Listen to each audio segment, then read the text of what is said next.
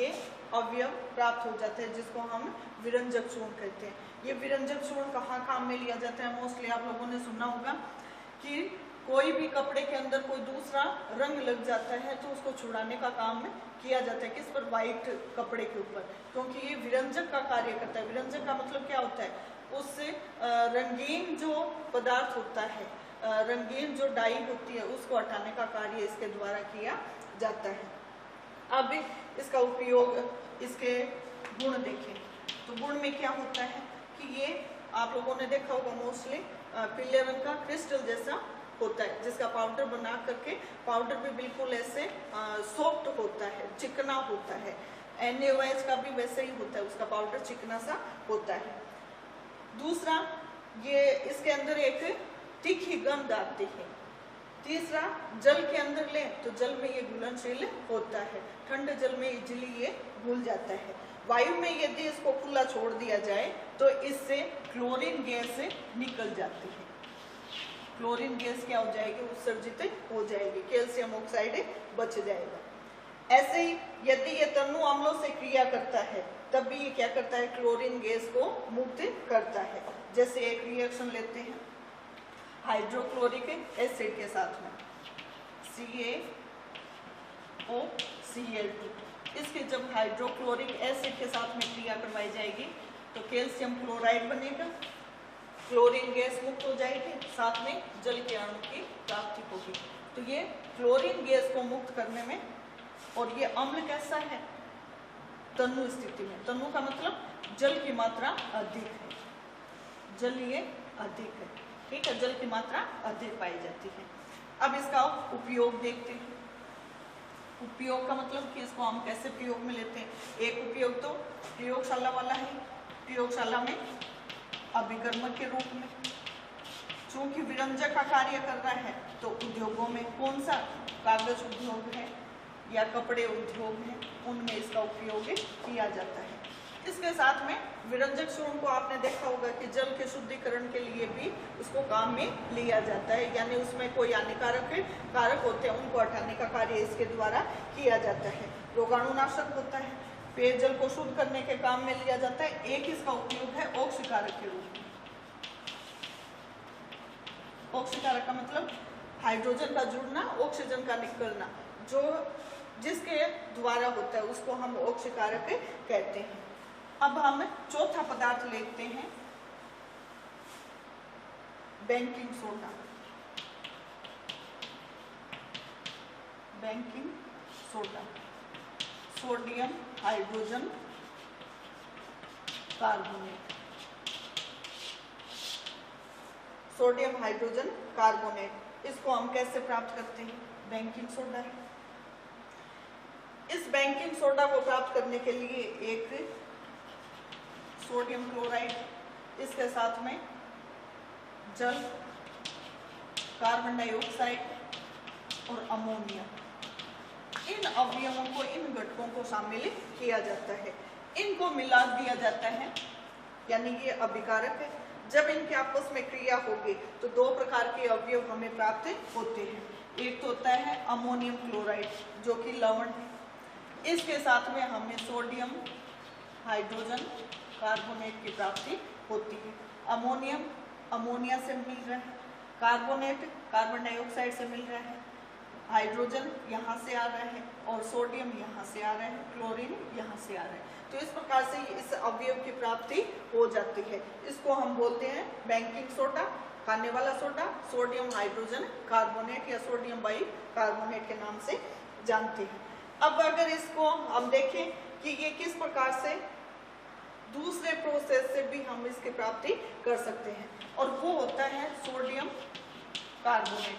इसको हम धोने वाला सोडा भी या कास्टिक जो सोडा होता है NaOH, उससे प्राप्त होने वाला अवयव होता है, दावन सोडा कहा जाता है।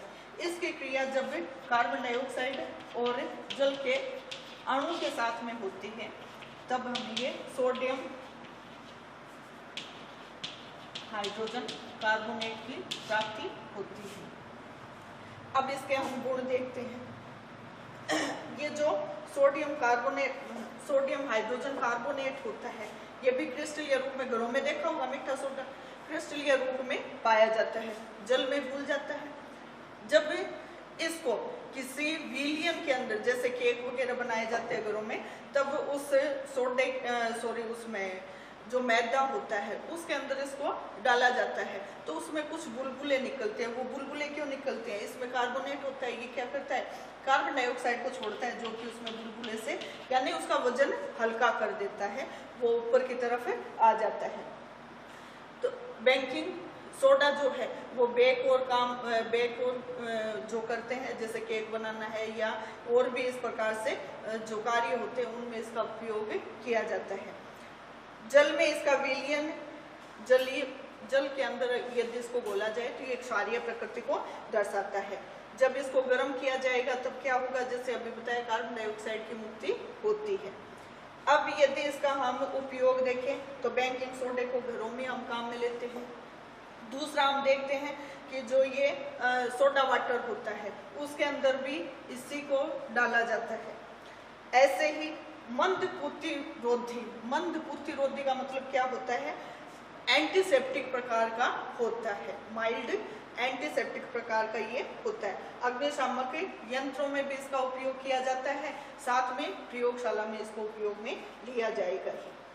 अब हम इसी से देखते हैं कि किस प्रकार से अगला जो हमारा कारक है जिसको हम बोलते हैं दामन सोडा, Na2CO3, सोडियम कार्बोनेट। वो तो था सोडियम हाइड्रोजन कार्बोनेट और ये है सोडियम कार्बोनेट। इसको हम कैसे प्राप्त करते हैं?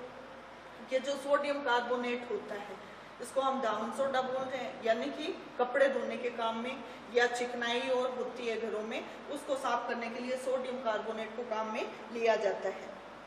इसको बनाने की जो मेथड होता है वो सोडियम कार्बोनेट से हो सकता है। सोडियम कार्बोनेट को यदि गर्म किया जाए तो सोडियम कार्बोनेट बन जाए, सोडियम बाइकार्बोनेट, हाइड्रोजन कार्बोनेट को गर्म किया जाए तो सोडियम कार्बोनेट, जल और कार्बन डाइऑक्साइड। अभी हमने इसका गुण देखा था कि इसको यदि गर्म किया जाता है, इसका डेल्टा का मतलब क्या होता है, गर्म करना। इसको जब गर्म किया जाता है तो इसमें से कार्बन डाइऑक्साइड गैस मुक्त होती है। ये कार्बन डाइऑक्साइड गैस मुक्त होकर के इस अवयव को बनाती है। इस अवयव को हम क्या कहते हैं, दामन सोडा। ये दामन सोडा जो होता है इसके क्रिस्टल के साथ में जल के अणु जुड़े रहते हैं और एक ये जो सोडियम कार्बोनेट होता है इसके साथ में 10 अणु जल के जुड़े रहते हैं। ये 10 जल के अणु इससे क्रिया करते हैं। कब? जब इसके क्रिस्टलीकरण की क्रिया होती है।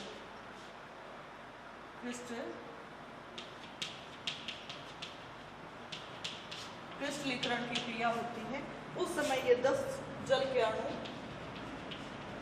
इससे जुड़ जाते हैं। इसको क्रिस्टलन का जल कहा जाता है। इस जल को यहाँ से निष्कासित करने के लिए क्या करना पड़ेगा, इसको गर्म किया जाए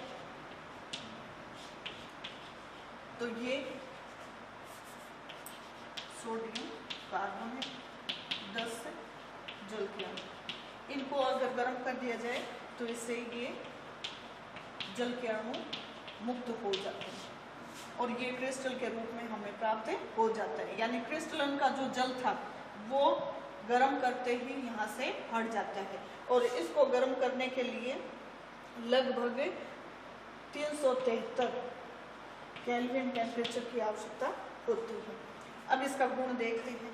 दामन सोडा है, इस दामन सोडे को अगर हम देखें कि जल के अंदर घुलता है कि नहीं घुलता है, क्रिस्टलीय फॉर्म में होता है। जब जल में घोला जाता है तो ये घुल जाता है और जब इसको गर्म जल के साथ में घोला जाता है तब ये कार्बन डाइऑक्साइड गैस को मुक्त करता है। इसका उपयोग यदि हम देखें, यानी एक तो ये इसका गुण देख सकते हैं कि जब इसके यहाँ से जल को हटाया जाता है तब इसको 373 केल्विन टेम्परेचर पर गर्म किया जाता है, जिससे जल यहाँ से निकल जाता है, यानी क्रिस्टलीकरण की क्रिया को हम दर्शा सकते हैं। अब इसके उपयोग को ले तो कपड़े धोने के काम में आता है, घर की चिकनाई और को हटाने के काम में आता है, क्रिस्टलीकरण की क्रिया को समझाने में इसका उपयोग लिया जा सकता है, प्रयोगशाला अभिकर्मक के रूप में इसको उपयोग में लिया जा सकता है। तो विभिन्न प्रकार से इसको हम उपयोग में ले सकते हैं। इसके साथ में कागज है, पेंट है, इन उद्योगों में भी इसका उपयोग में लिया जा सकता है। एक और आपका इसमें लास्ट दिया हुआ है प्लास्टर ऑफ पेरिस।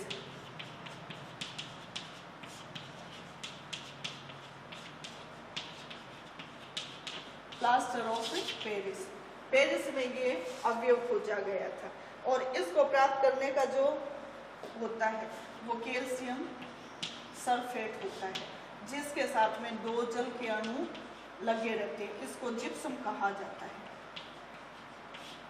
इस जिप्सम को जब गर्म किया जाता है लगभग 393 केल्विन टेम्परेचर पर जब गर्म किया जाता है तो यहाँ से 1.5 अणु जल के इससे पृथक हो जाते हैं और आधा अणु जल का इसके साथ में जुड़ा रहता है।